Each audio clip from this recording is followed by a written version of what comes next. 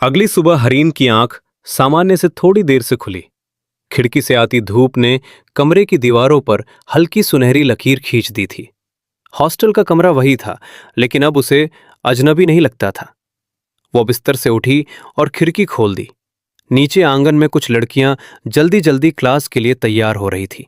किसी के हाथ में किताबें थीं, किसी के कानों में ईयरफोन। जिंदगी अपनी रफ्तार से चल रही थी। आज क्लास में एक प्रेजेंटेशन थी।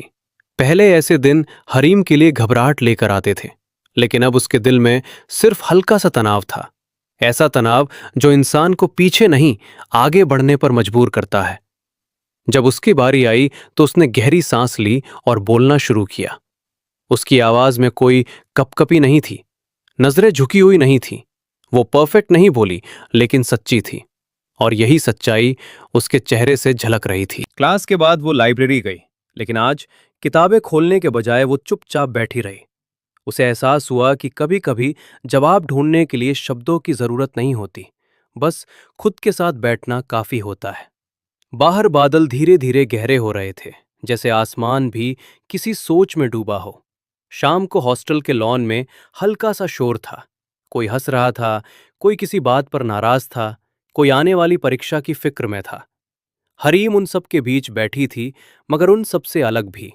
वो जान चुकी थी कि हर शोर में शामिल होना जरूरी नहीं होता, और हर खामोशी तन्हाई नहीं होती। रात को जब कमरे की लाइट्स बंद हुईं, तो उसने मोबाइल एक तरफ रख दिया। आज वो सोशल मीडिया से भागना नहीं चाहती थी, बल्कि खुद को सुनना चाहती थी। उसने मन ही मन सोचा कि जिंदगी शायद हमेशा साफ रास्ते न दे, मगर चलने का हौसला खुद ही पैदा करना पड़ता है। उसने अपनी डायरी बंद की और बिस्तर पर लेट गई।